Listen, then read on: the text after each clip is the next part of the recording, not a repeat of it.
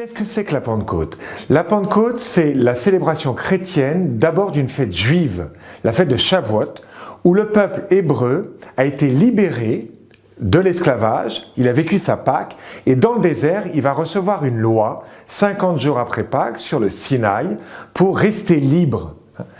De la même manière, nous avons été libérés du péché, et le Seigneur va nous donner une loi nouvelle qui s'appelle l'Esprit Saint pour que nous restions libres et que nous sachions nous conduire jusqu'à la demeure du Père, jusqu'au ciel. Expliquer l'Esprit Saint en quelques mots, peut-être 4 points. La première chose, c'est que avec la Pentecôte, la loi n'est plus extérieure mais intérieure. C'est-à-dire je me laisse conduire.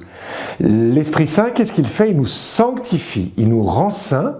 Être à l'écoute de l'Esprit Saint, c'est se laisser conduire jour après jour pour connaître ce qui est bon, ce qui est juste et devenir nous-mêmes saints comme le Christ. La deuxième chose, la Pentecôte nous permet une connaissance de Dieu intérieur. Vous prenez les saints, Thérèse de l'Enfant Jésus, une Thérèse d'Avila, des gens qui ont peu de culture parfois, et qui ont une connaissance des choses de Dieu. Eh bien ça, c'est l'Esprit Saint. L'Esprit Saint vous conduira vers la vérité tout entière. Troisième chose, avec la Pentecôte, la communauté apparaît. Très impressionnant comment, dans l'Évangile, on voit que les disciples se jalousent, se disputent. À partir de la Pentecôte, on nous dit, ils n'avaient qu'un seul cœur, qu'une seule âme, ils mettaient tout en commun. Il y a quelque chose qui se passe au niveau de la vie fraternelle. L'Esprit Saint qui fait l'unité à l'intérieur même de Dieu va faire l'unité dans nos communautés. Et la dernière chose, c'est que l'Esprit Saint, il permet la fécondité. Quelle est la dernière parole du disciple dans l'Évangile? Je pense à Marc, l'Évangile de Marc, c'est Pierre qui dit « Je ne connais pas cet homme ». 3 ans avec Jésus, il ne connaît pas cet homme, il est incapable de parler. À partir de la Pentecôte, tout d'un coup, la parole de Dieu revient à la mémoire des disciples.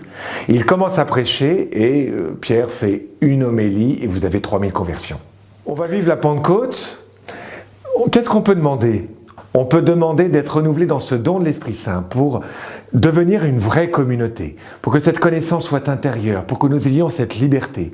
Le Seigneur aime bien, dans des temps liturgiques particuliers, donner des grâces. Philippe Néri a reçu une grâce de Pentecôte la veille de la Pentecôte, dans les catacombes de Saint-Sébastien. Une boule de feu lui rentre dans le cœur, il ouvre la bouche, bon, vous lirez ça, et à ce moment-là, c'est une course de géants et de joie qu'il entreprend.